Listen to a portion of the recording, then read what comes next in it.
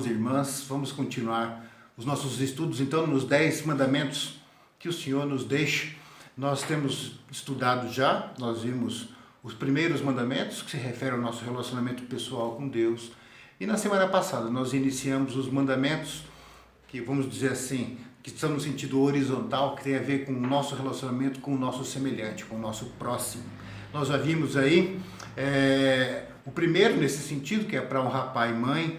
E hoje nós vamos ver então Deuteronômio 5,17, que diz assim: não matarás. Esse é facinho de decorar, não é? Não matarás. De repente você pode até pensar no seguinte: pastor, eu nunca matei ninguém, então esse é o mandamento que eu cumpro. Esse é o mandamento que eu cumpro. Mas Jesus ele expande o sentido desse mandamento quando lá em Mateus capítulo 5 ele trabalha isso e ele mostra o sentido mais amplo, o sentido profundo desse versículo simples, desse mandamento que o Senhor nos deixou. Eu queria que você abrisse a tua Bíblia, se não agora, depois você vai estudar isso. É importante você confirmar na palavra de Deus tudo que qualquer pastor, homem ou mulher de Deus diz para você. Confere na palavra de Deus para ver se é verdade mesmo, né? Então você tem que tomar cuidado porque os falsos profetas eles estão em todos os lugares, em todas as igrejas. Muitas vezes, muitos que se dizem líderes evangélicos já não são instrumentos de Deus há muito tempo, porque eles dizem coisas que o coração deles quer falar e que muitas vezes o que o seu quer ouvir. Então, confira na palavra de Deus. Vamos lá, Mateus 5, a partir do versículo 21. Eu vou fazer essa leitura aqui, não toda, mas a gente vai conversando devagarzinho, porque Jesus vai expandir o sentido desse não matarás para a gente. Ele diz assim: vocês ouviram o que foi dito aos seus antepassados: não matarás, e quem matar estará sujeito a julgamento. Mas eu lhes digo que qualquer que se irar contra seu irmão estará sujeito a julgamento. Também qualquer que disser a seu irmão, racá, será levado ao tribunal. E qualquer que disser, louco, corre o risco de ir para o fogo do inferno. Até aqui por enquanto. Veja o que está acontecendo. Queridos, a lei veio como um instrumento para nos conduzir a Cristo, como um tutor que nós estaríamos debaixo dos cuidados da lei até que a verdade plena viesse. E ela veio em Jesus, porque ele é essa verdade plena de Deus. Não é uma das verdades ou uma verdade, mas ele é a verdade. É ele que veio e traz plenamente a revelação de Deus, da vontade de Deus e a salvação de Deus por meio da criação e para nós, humanos, para que isso se torne real para a gente, concreto, verdadeiro e eterno, para cada um de nós, tá certo? Então, a lei, ela dizia algumas coisas, por exemplo, vamos fazer uma comparação, a lei dizia a respeito dos dízimos, para você dar 10%, tá certo? Quando vem a graça em Jesus de uma forma plena, ela vem de uma forma plena, ela não anula a lei. Se você perceber lá em Atos, quando a igreja começa agora viver na graça do ressurreto, daquele que morreu e ressuscitou para a nossa justificação, a igreja não deixa de lado o dízimo, pelo contrário, as pessoas pegavam tudo que elas tinham e entregavam aos pés dos apóstolos, porque elas entendiam que tudo que elas tinham era a serviço de Deus, para a glória de Deus. Com isso eu não estou dizendo para você trazer todo o teu dinheiro, os teus bens e as tuas posses e colocar aos meus pés ou ao serviço da igreja e você abrir mão disso. Não é isso que eu estou dizendo. Mas a lei, até onde ela ia, a graça não anula. A graça chega até onde a lei chega e ela vai além. Ela superabunda, ela vai muito além.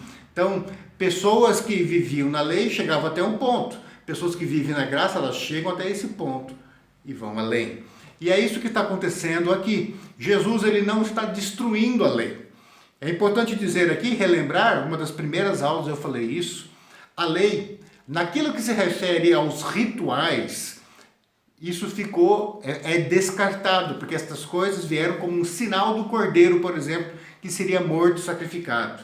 Isso tudo já se cumpriu quando o cordeiro foi morto.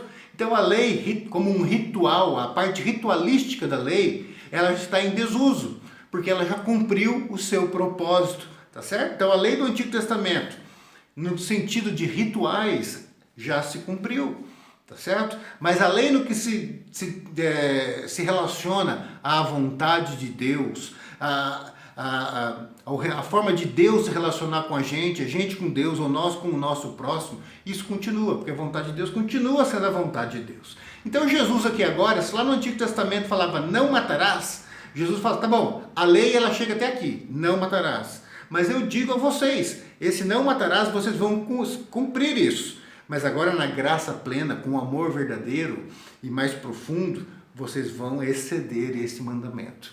Então Jesus fala, está escrito, não matarás, e quem matar estará sujeito a julgamento.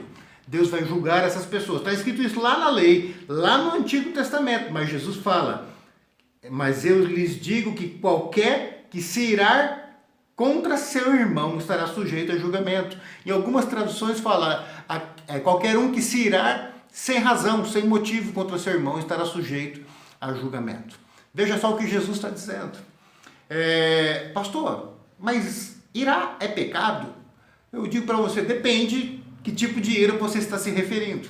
Né? A Bíblia fala assim, irai-vos e não pequeis. Ou seja, é possível você se irar e não estar em pecado. É lógico que se você chega na tua casa e tem alguém querendo matar um filho teu, a tua esposa, você vai ficar irado com aquela pessoa. E você vai fazer alguma coisa ali como fruto dessa ira para defender a tua casa. Tá certo? Então, essa é uma ira inevitável. Essa é uma ira que vai acontecer até para a sua autodefesa. Até para que a justiça se estabeleça. Você vai tirar aquele homem, aquela pessoa de cima do teu filho, da tua mulher, e você vai libertar aquela pessoa que está sendo oprimida, que está sendo injustiçada. Então, essa tua ira aí. Agora, quando a Bíblia fala irai-vos e não pequeis, é nós não cultivarmos esta ira. Sabe, quando aquela pessoa te machucou, e você fica guardando isso, alimentando isso na semana, no mês, nos anos, nas décadas, por toda a sua vida, essa ira se torna um ódio, um rancor, que você agora até se sente mal na presença daquela pessoa, você não suporta mais aquela pessoa. Isso é que deve ser trabalhado. Então aqui quando Jesus fala, qualquer que se irá contra o seu irmão, é como se você estivesse matando aquela pessoa. Nós temos que entender isso. Nós que somos crentes, nós não podemos alimentar ira, ódio, rancor, raiz de amargura com pessoas. Nós temos que resolver essas situações, tá certo? Vamos dar um exemplo. Um casamento, uma família, vamos pensar assim, onde existiu um abuso de poder aí, e um autoritarismo e uma violência onde o homem, o marido, o pai, batia na esposa, batia nos filhos, espancava. Essa mulher passou, quem sabe, muitos anos com medo, lutando contra isso, e conseguiu se libertar. Falou assim, vou sair de casa por mim, mas também pelos meus filhos. E ela consegue o divórcio e sai de casa, mas de repente ela saiu, fez o que é certo, tem que sair mesmo, porque esse homem, ela não acabou com o casamento, esse homem acabou com o casamento quando se tornou violento, quando parou de respeitar a mulher, parou de respeitar os filhos e viveu de uma forma não aprovada por Deus. Ele acabou com essa família. Essa mulher agora tem que acabar oficialmente para se defender, defender a família. Mas de repente ela guardou agora uma raiz de amargura, de ódio, de ira, de desejar a morte daquela pessoa, de desejar o mal, de ter nojo daquela pessoa. Isso vai ter que trabalhar no coração e perdoar aquela pessoa. Perdoar, que eu quero dizer, não é voltar a viver com a pessoa. Porque o perdão muitas vezes não implica em viver como era antes, mas as pessoas estarem livres para viver a sua vida, tá certo? Então, se é uma coisa menor, você perdoa e continua vivendo com a pessoa. Mas existem situações onde o perdão não é voltar atrás, mas é tocar a vida livre, esse para um lado, esse para o outro, tá certo? Então, Jesus fala aqui, olha, qualquer um que mantiver essa ira, esse ódio, esse rancor com o próximo, isso é pecado de assassinato. Você está matando essa pessoa e também vai ser julgado por isso. Então nós temos que entender. De repente você fala assim, pastor, eu nunca peguei uma arma ou uma faca e matei alguém. Mas olha o teu coração.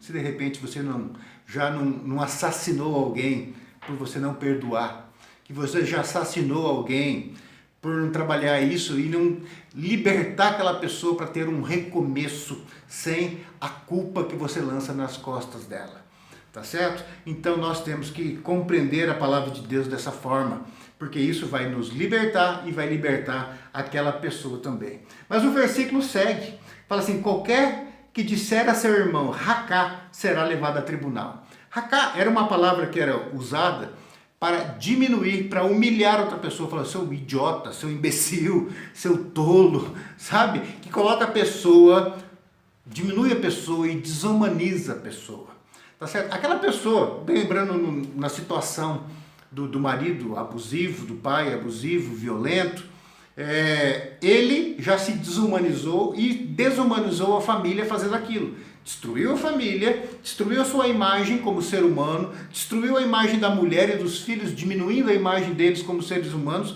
fazendo eles como indignos. Mas agora, o que Jesus está dizendo, quando nós passamos a proferir palavras que diminuem outros, que humilham outros, que destroem a imagem, a humanidade daquela pessoa, é pecado de assassinato. Quando você está humilhando alguém, você agora encosta em alguém e fala, aquele lá é um idiota, é um imbecil, e você está desumanizando, diminuindo a imagem de Deus naquela pessoa, isso é assassinato. Então olha o que Jesus está dizendo.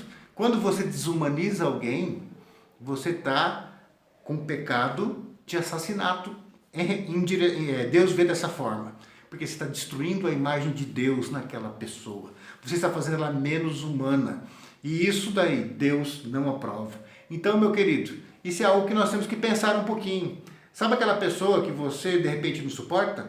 Sabe aquela pessoa que a tua língua solta rapidamente para falar mal? Aquela é um idiota, aquela é uma besta, aquela é isso aqui, aquela... Eu sei, eu vejo muito hoje, muito nessa situação política nossa, o pessoal de esquerda criticando os bolsominions, o presidente Bozo, não sei o quê. Eu vejo a direita radical destruindo o Lula, destruindo os outros. Nós temos que tomar cuidado, queridos. Nós temos que tomar cuidado para que a nossa língua não se torne uma arma de desumanização.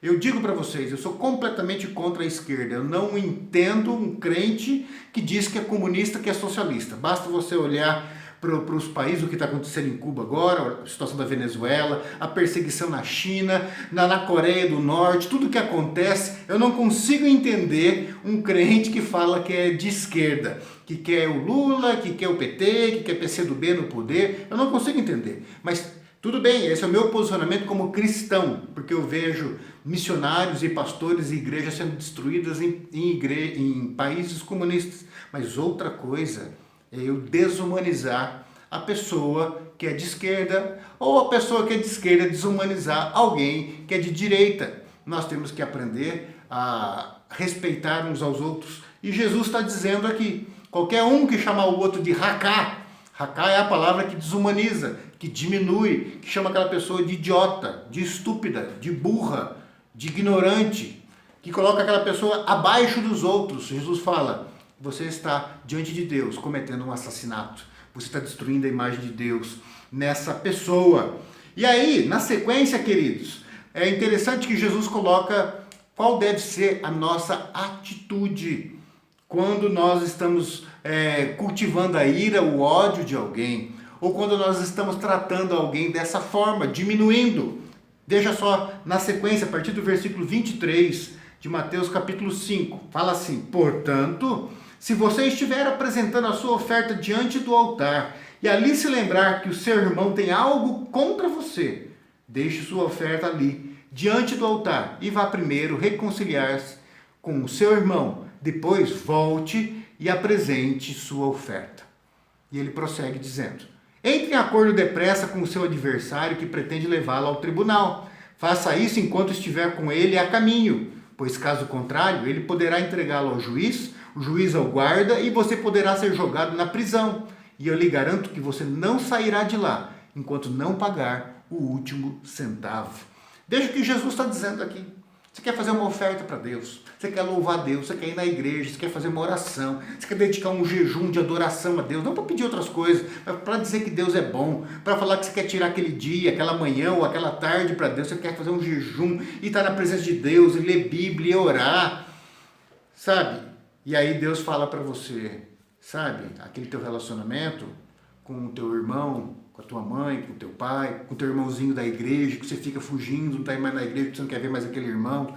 Enquanto você não resolver isso, Não vem falar que você quer fazer jejum, que você quer orar, que você quer pedir as bênçãos dos céus. Vai lá primeiro se reconciliar com aquele seu irmão. Vai se reconciliar. Vai lá arrumar essa situação que está errada. Porque você está cometendo pecado de assassinato, você está matando o seu irmão no teu coração. Vai lá e se reconcilia primeiro.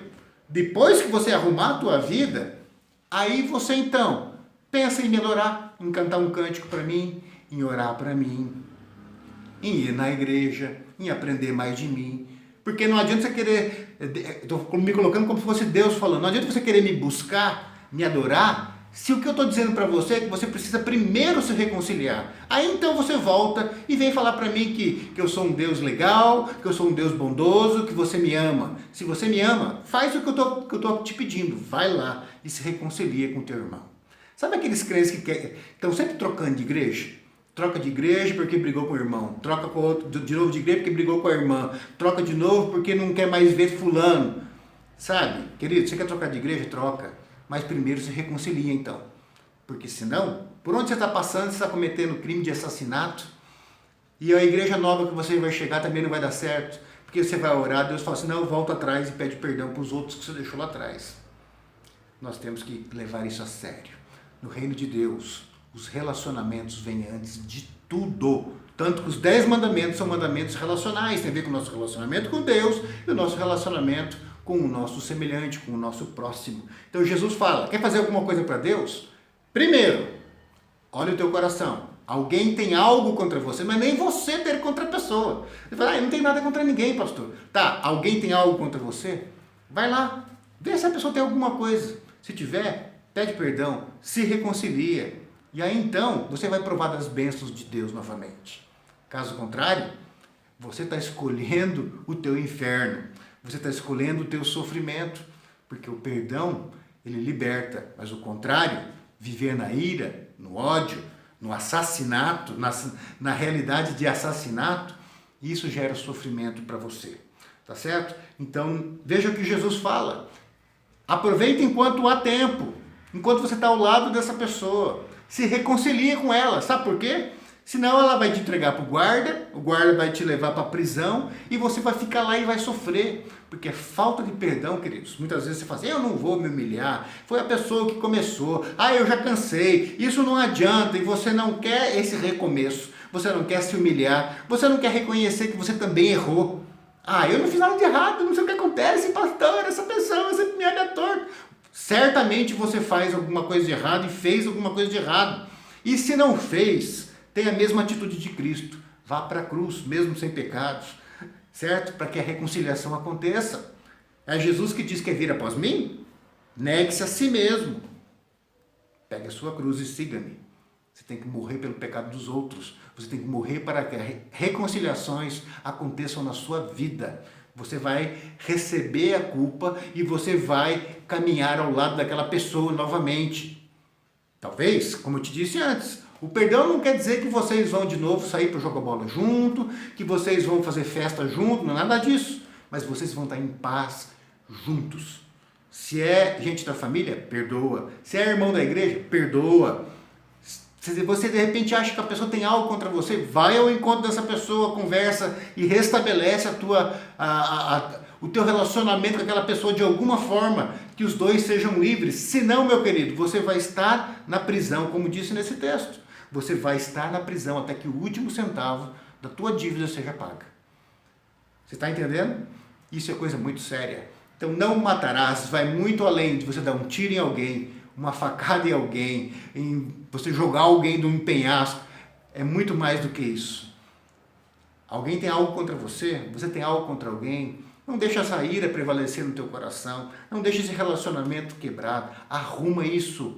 Porque muitos dos teus sofrimentos, e eu vou até dizer mais, muitas das tuas enfermidades podem estar sendo geradas dessa falta de perdão. Eu não estou dizendo aqui, meu querido, que toda enfermidade é falta de perdão e é coisa espiritual. Mas o que eu estou dizendo é que o ser humano é um só. E quando você não está legal na tua área espiritual, o teu corpo vai padecer. Como o contrário também é verdadeiro. Quando a gente fica enfermo do nosso corpo, muitas vezes o nosso lado espiritual corre um risco. Porque o ser humano é um só. Então, cuidado. Porque de repente muito do sofrimento que você está sentindo hoje, muito da insatisfação, do desprazer, da falta de alegria, quem sabe, da tua depressão profunda, da falta de ânimo para viver, pesquisa no teu coração. De repente é falta de perdão, de repente é falta de reconciliação, porque você está praticando o pecado do assassinato. Você está tirando pessoas da sua vida, quando você deveria ir lá e arrumar isso, restaurar isso na sua vida. Isso é coisa muito séria, meu irmão. Vamos então aprender este mandamento do Senhor, o 6º mandamento: não matarás. Vai lá e se reconcilia enquanto é tempo. Vai lá e restabelece aquilo que está para morrer antes que morra de vez. Tá certo? Arruma isso na sua vida e você então vai poder adorar a Deus verdadeiramente. Enquanto você não arrumar isso, esquece. Você não vai ter a paz que vem do alto. Você não vai ter a alegria que vem do alto. Porque isso vem de Deus. E é Deus que está te dizendo: quer me adorar? Para o que você está fazendo agora. Inclusive para mim. Vai lá, se reconcilia. Arruma. Deixa esse pecado de assassinato do lado. E aí então você vai voltar para mim e vai me adorar como teu Senhor. Façamos isso. Que Deus nos abençoe e nos capacite. Essa é uma obra do Espírito Santo na sua vida. Você não consegue fazer sozinho. Peça para o Espírito Santo trabalhar no teu coração. E aí então tenha atitude. Mude a tua atitude em relação a essa pessoa. Não a considere mais racá.